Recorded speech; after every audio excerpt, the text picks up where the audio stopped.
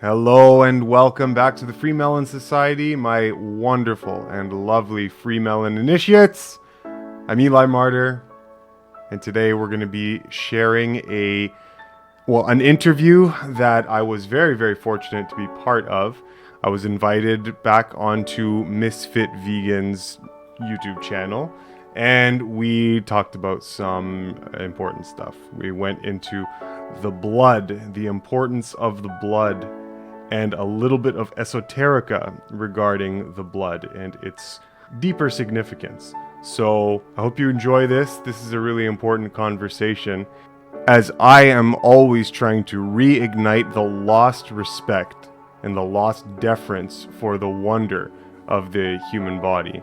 A deference and a respect that often gets lost amongst all the materialistic pursuits that kind of characterize modern life. And so, yeah, without further ado, I'd like to welcome you back to the secret classroom. So sit tight. I hope you enjoy this interview. Many thanks to Misfit Vegan for allowing me to come back onto the platform and have this discussion with you and your audience. Okay? All right. Hope you guys enjoy. Take care. Bye-bye. I love that you invited me, and I'm always up for talking about important things.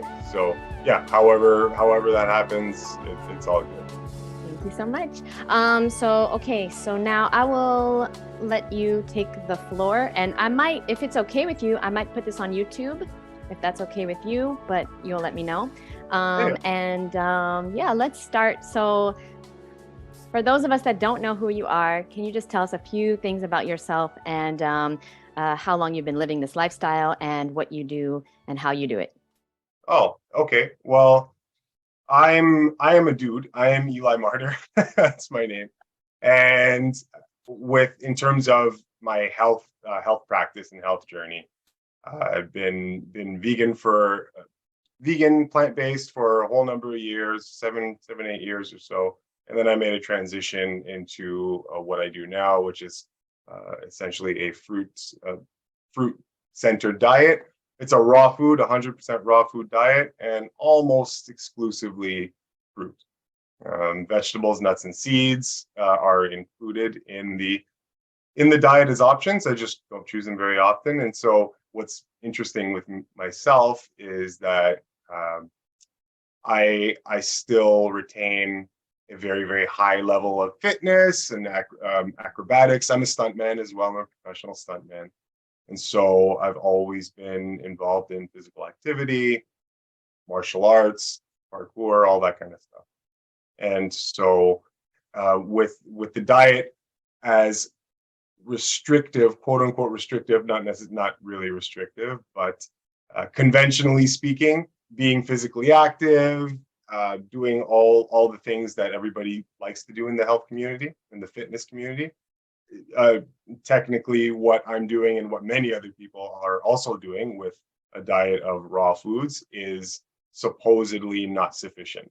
And so it's interesting that I've still been able to maintain a very healthy and exciting fitness oriented life while eating almost 100% fruit. So I've been doing that now for almost 8 years.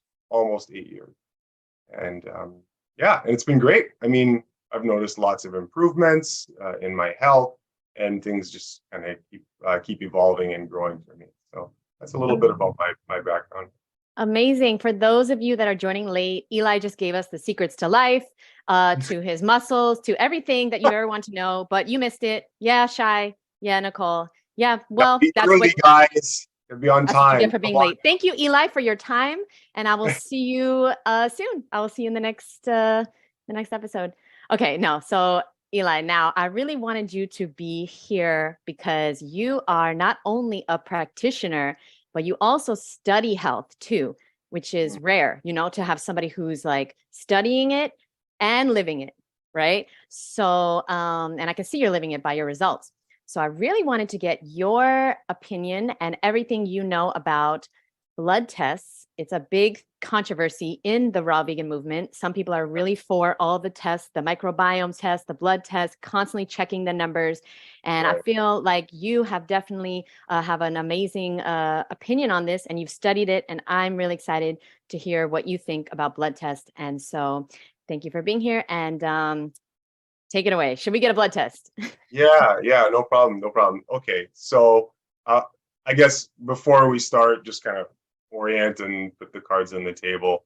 So what I'm not going to do is I'm not going to be disparaging or maligning of the act of going and getting a blood test, right? So that isn't what I'm going to do, and it would be probably silly of me to do that, because getting a blood test can be a really important tool. It's a tool, right?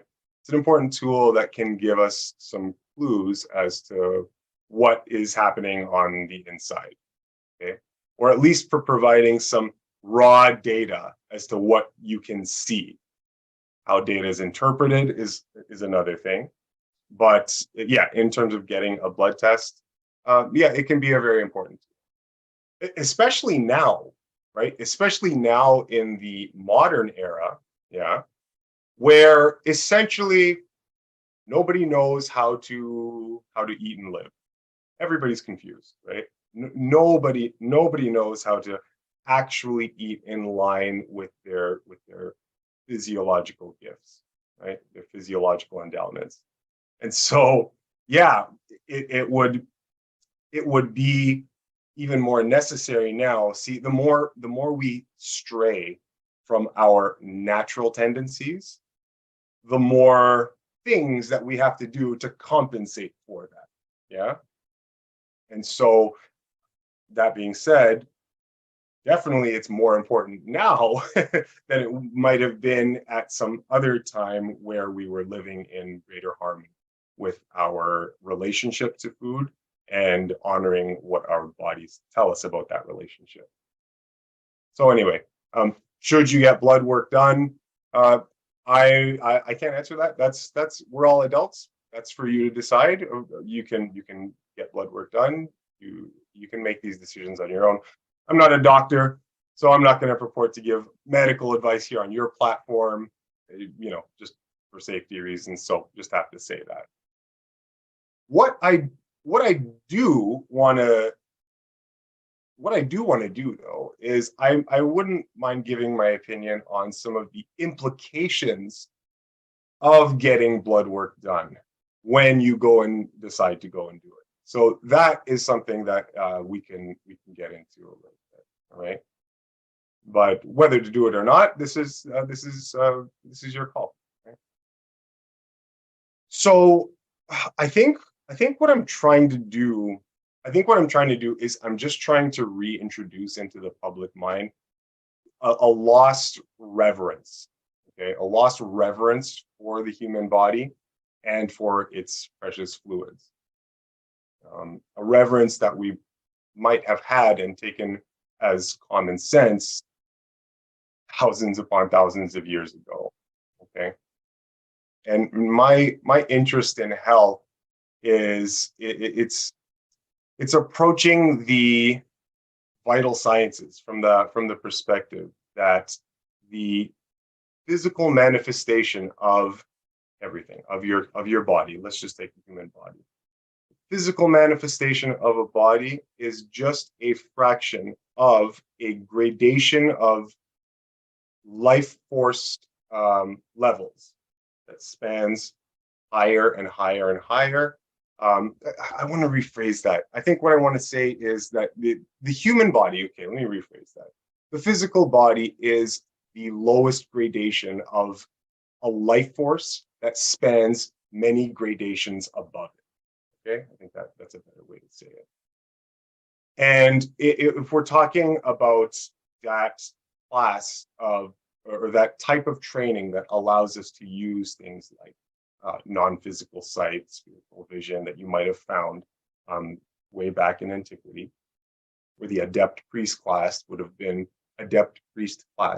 able to make these assessments.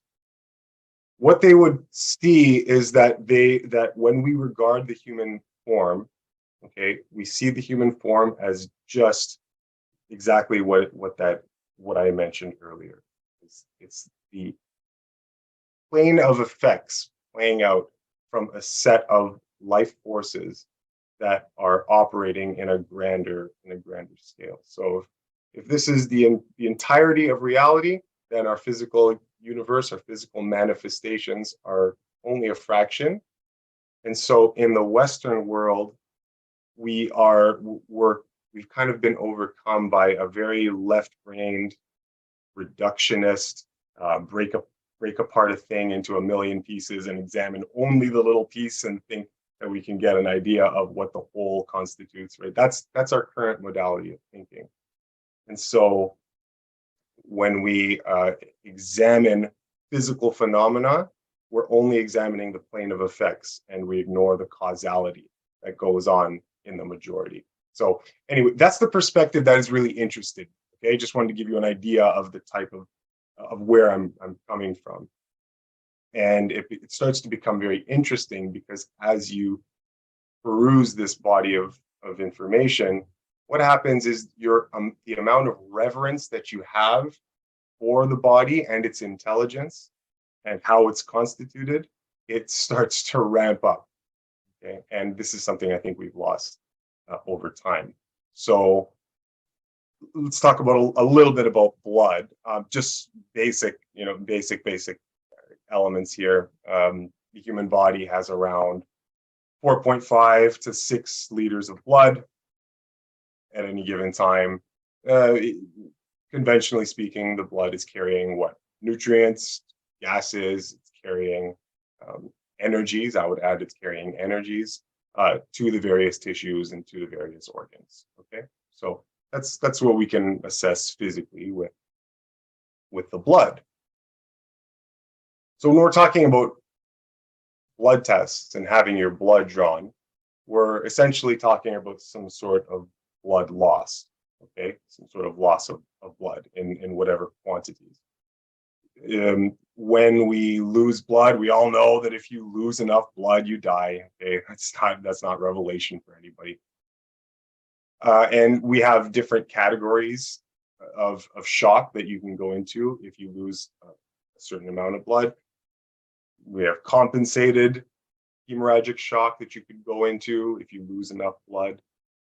Decompensated, these terms, compensated just means that your body is able to account for, it's able to adjust for the amount of blood loss.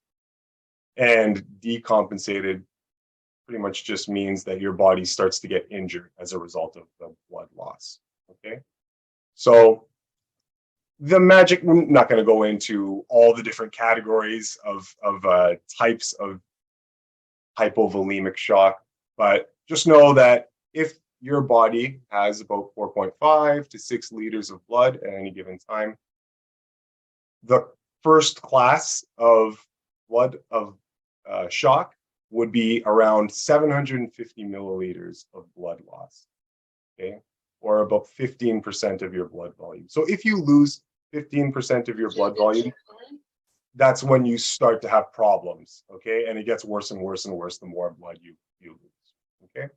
So yeah, it's about 15% of your blood volume. If that's what you lose, you start to run into, at first, the compensated spectrum of issues and then the decompensated spectrum of issues. Now that's a big problem. Now you're looking at probably perishing at some point soon. So we don't want to do that. Okay. So we know that blood is important in that regard. So I think there are just some implications. Okay, there are just some implications that, for me personally, I feel are important. Right. One of them, implications of having blood drawn. Okay, and one of them would be quantity. So they just take too much blood in a sitting. It's an unnecessary quantity. A lot of the blood that you get drawn when you go and take a blood test, a lot of it's discarded. They don't need as much as they take, which is kind of weird because why are they taking so much? There's actually, I pulled up a little article here from the Cleveland Clinic Journal of Medicine. And they were talking about anemia. They made an article and they were talking about a case of anemia where a woman had contracted anemia, well, not contracted, but she'd come down with anemia after a set of blood tests. And they go on to say, we draw much larger volumes of blood than most testing guidelines say are necessary. One author has noticed that 50 to 60 milliliters of blood is removed for each set of tests. It goes on for a bit, and then it concludes with yet about 3 milliliters of blood is sufficient to perform most laboratory tests, even if the tests needs to be rerun. Right, so that's from the Cleveland Clinic. The average, when you go get a blood test, the average blood vial, and there's lots of different sizes, quantities for a blood vial. So, I mean, I don't know how standard sizes are, but you'll find lots of different variances there. But around 10 milliliters, so a blood vial is going to be about 10 milliliters. And in a test, they could be taking 1, 2, 3 blood vials, right? So 30 milliliters, maybe more. It all depends on what you're going in for. Right, so there's lots of different amounts of blood that they could be taking at a given time, but generally speaking, it's more than they need. There's another little complication that I find, in my opinion, besides the unnecessary quantity that they take, is the recovery time for blood donations. Now, this little blurb I pulled from the NHS website. So it's a UK NHS blood donation website, and this one is for blood donation. So you are going to be donating more blood than you would be giving if you were taking a blood test. Okay, so there's that to consider. So they're talking about blood donations here, and they go on to say, male doctors need to wait a minimum of doctors. Did I say doctors? Male donors, excuse me. Male donors need to wait a minimum of 12 weeks before or between whole blood donations, and female donors about 16 weeks. So why the wait? And they say, unlike white cells and platelets, it takes several weeks for all the red blood cells to be replaced. Okay, so that's from the NHS, excuse me, UK. And so we can see, obviously, that the blood takes some time to reconstitute itself. A lot of time, depending on how much you draw, obviously. There's another site I plugged away at sageanswers.com just to see what I could find. It says your body will replace the blood volume plasma within 48 hours. So it'll replace the volume plasma in 48 hours. But it will take 4 to 8 weeks for your body to completely replace the red blood cells that you donated. Okay, the average adult has 8 to 12 pints of blood. So all we're getting from that is that when you do donate blood, it takes a while to reconstitute. It's not an instantaneous thing. And for me, I guess where I get a little concerned is when we're talking about not so much the average person, healthy person. You just want to go and get your blood checked, get your blood tested, and see what's happening. You do that once a year is standard. So that doesn't concern me as much. Okay, it's when we're talking about the sick and infirm.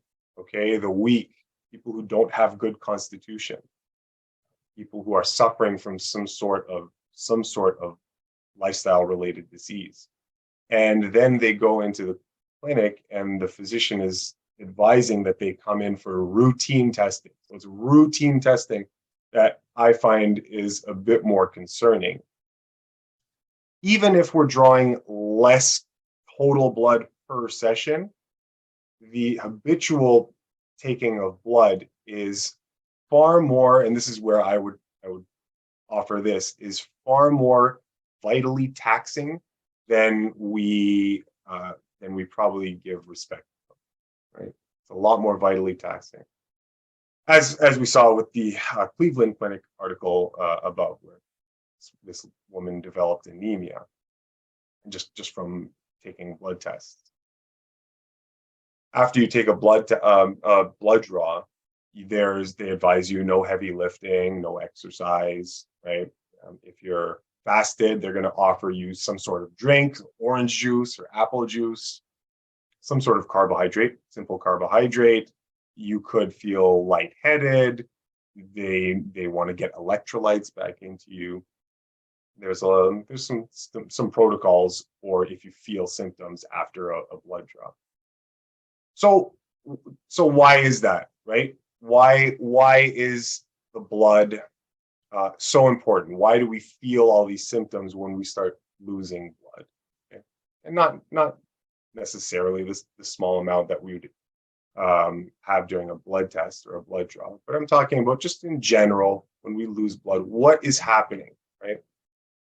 Why is it devitalizing us like this? And it's interesting when you start to look into the esoterica, because this is where I found my interest was leading me into really understanding what's happening there. And you can go back into the annals of time, browse antiquity, and you can find all sorts of myths and legends and fairy tales. And you're going to find this kind of recurring common theme where there's a type of fascination with blood, right? The life force, the life essence. Why do we have this thing, this mythical concept, not mythical, but this kind of old concept of blood being necessary at some sort of sacrificial ritual, right? Where does that come from? What is that? What's happening? What is trying to be communicated when we see all these myths and legends from the past talking about blood? Right? We know that we have that common theme of the demon or the devil who wants to gift you with all sorts of lavish material gifts, right? And it showers you with hedonism, gives you all of your worldly desires in exchange for your blood, right? In exchange for a signature in blood. So in essence, giving the blood as a payment for these worldly pleasures that the demon or the devil is giving you, right? And it's interesting because in that sense, what is being communicated? See, if you thought that myths and legends from our past, from deep into antiquity, if you thought that these were just kind of random, fanciful, imaginative exercises by our ancestors, you would be mistaken. What that is these are all parables and stories, allegories, and what they're trying to do is it's coming from the an esoteric understanding of the essence of life, right? The laws that govern life. And they're trying to communicate to you certain important elements that are good to incorporate into the life, right? And so they're trying to tell you something. So when we see this thing, like I mentioned earlier about signing in blood, right? They're trying to communicate that in a spiritual sense, almost the blood is like currency. It is deeply valued by that demon, by that devil. It's very valued, and the demon is willing to give up all sorts of lavish indulgences. And the price you pay is your life essence, your blood. So you have to pay for the indulgences, right, which are corrupting. And so it's a very interesting thing. So the equivalent of money here on the physical world would be the life essence of the blood in a more sublimated, in a more spiritual sense. And so it's that they're trying to communicate to you. And so the point is that the blood is very important, special. And I think what I want to do, because I know I don't have too much time, and I can't get into everything about the blood, but I do want to just touch on one or two things really quickly, if I can, if possible, really quickly, and then of course you can open up to questions, because I know I'm a bit pressed for time. So in the esoteric literature and the esoteric kind of understanding, it's curious. We have this concept of as above, so below. All right. And I repeat that. I always go back to that. It's a hermetic principle that is telling you a truth about reality. Wherein the human body is a microcosm, is a small universe that echoes the patterns seen in the larger universe, in the macrocosm. And so they're self-similar. Right? The universe is using self-similar tools of creation to create the macrocosm and the microcosm.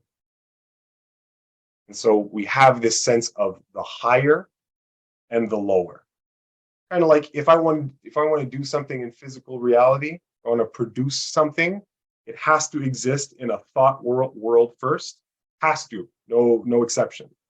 Has to exist in a higher world, and then it gets trickled down and translated into the lower world of action, and then something is produced.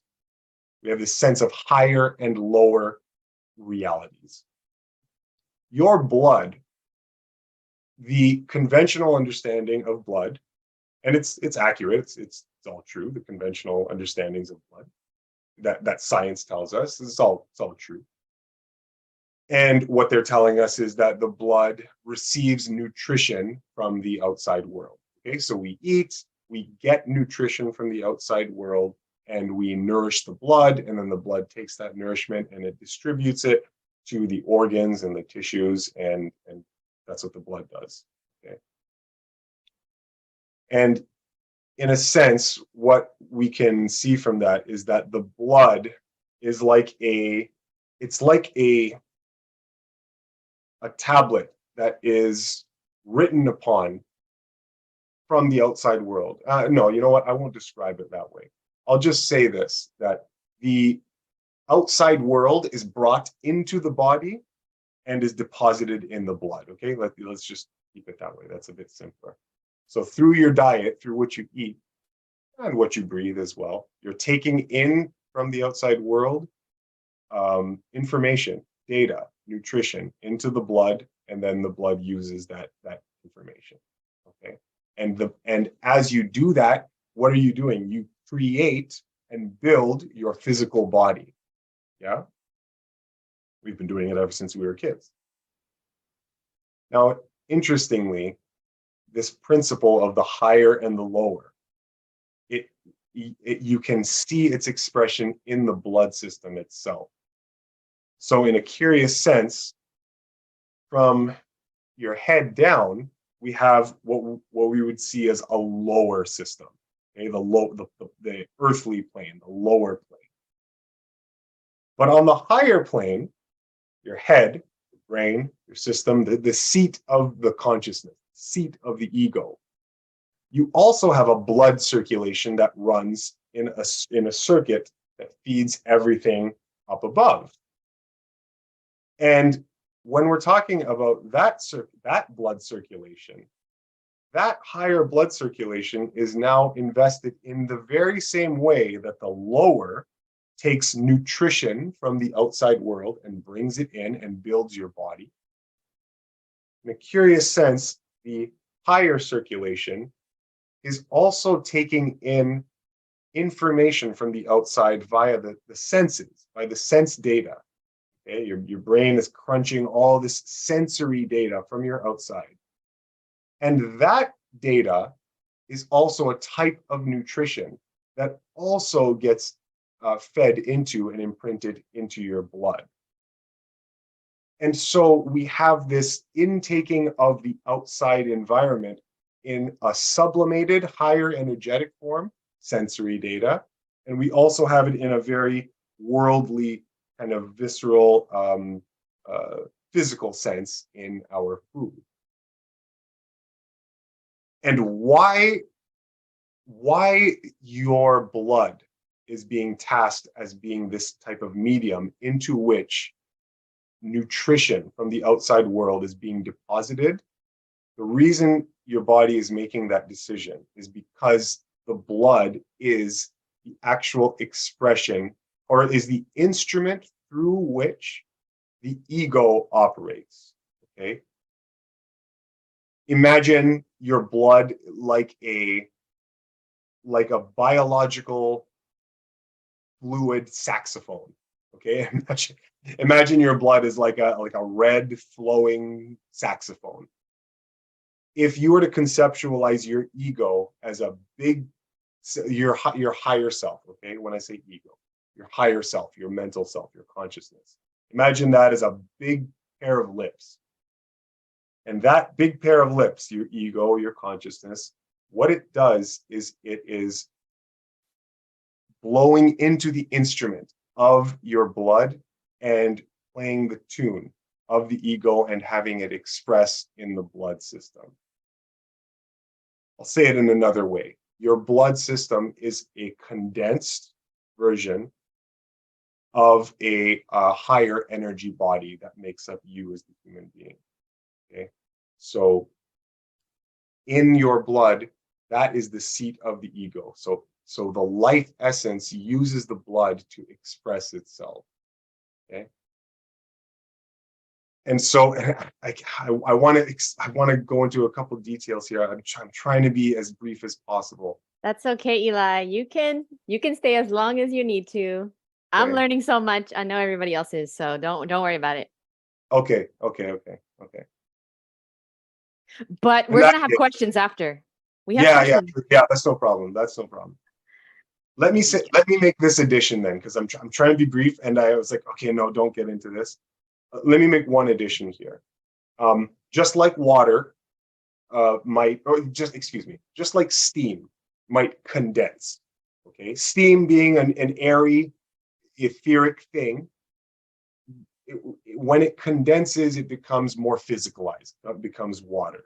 Okay, and so in that example, you have this immediate illustration of how the higher becomes physical.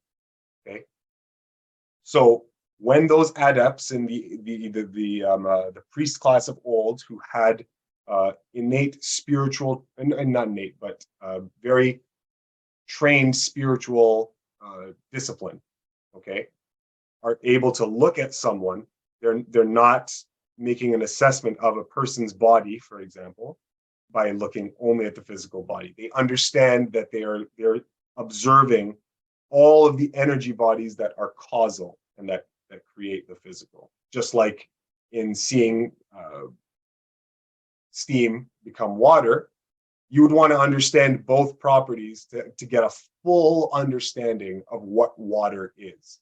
Because if we only looked at water and examined it, you might miss the whole fact that it's becoming water from this other type of elevated substance. Yeah? Okay. Imagine your physical body as the exact same, where you have different energy bodies that make up you as a complete human being. Different gradations of bodies. So it's fun. I just uploaded a video where myself and Tony from Rawlicious, we were going into all these concepts as well. So yeah, we have these gradations of bodies, whereby different elements, different aspects, of the physical body represent those higher aspects, but slowed down, condensed. So we have an etheric body, and its physical manifestation, if you were somehow to condense it and slow it down, just like that steam example I gave, if you were to in some spiritual way, directed by God's law, don't ask me how to explain that. That's up to God, right? But somehow, if we're to condense that energy body, that etheric energy body, what happens is you get blood. It would be the representation on the physical of that body. Then, if you go to another gradation higher, you would have what we call our astral body, an energy body that that constitutes us, and it's responsible for sensing, for internalizing, for our emotional capacity. And its form, when it's concretized, when it solidifies, would be your nervous system, right? It's a sensory thing. So on and on it goes. What I'm trying to express here is that different systems of the body are expressions of some other order of that system on a higher plane. Okay. So blood now being the concretized version of your etheric body, and your etheric or vital body is simply the first non-physical-ish body that you get beyond the physical, and you can actually see it with your own eyes. So it's like steam. You can actually see it. You have to not strain, but you have to observe in a certain way, and you can actually see it. Anyway, so the blood being the expression of that vital body, it creates a medium through which the higher self, the ego, expresses itself. So interestingly, if you were asking those, the adept priest class, the ones who can look at a person and understand these things right away. This is interesting because it would mean, and I'll get back to the blood. Okay, I will get back to the blood in terms of the blood test. Okay. So I haven't forgotten, just bear with me for 1 second. So when these people, these adepts, would regard a person, right, they would be able to tell immediately whether someone has an ego, an individualized sense of self, okay? An individualized sense of self. So when observing a plant, for example, if back then someone were to suggest to these adepts, hey, if I step on this plant, I'm trampling some individual soul, I'm crushing someone's soul, right? You guys are awful because you eat carrots and broccoli. These people would laugh at them, right? Because they don't have plants don't have red blood. And red blood in the esoteric literature and the esoteric understanding is the immediate dead giveaway that you are dealing with an organism who has some sort of internalized ego, okay? An internal life of their own. It starts to get very interesting, right? Very interesting. So coming full circle now, right? What exactly does that mean if we're talking about implications of getting blood tests? All I'm saying here is that we have to understand that there is an entire world of significance that's going on far beyond our current ability to respect. And the more you peruse this type of information, the more your respect level starts to go up for the way that the intelligent creator has created your body.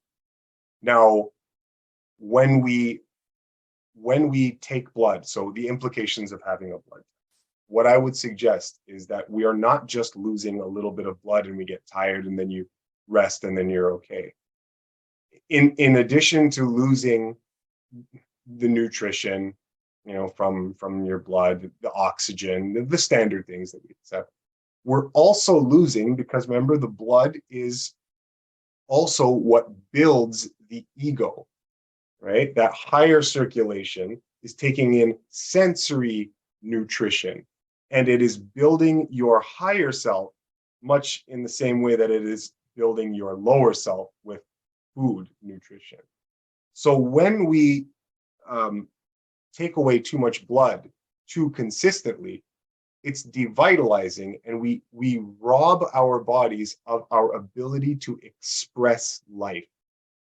Remember how I said that the blood was like a red fluid like saxophone, an instrument, and your higher self is like a big mouth, an ego. Your ego is like a big mouth, and it's playing a tune. And that tune would be you, yourself, your personality, your consciousness. And it is trying to play that tune into the blood system and give life, give expression to itself.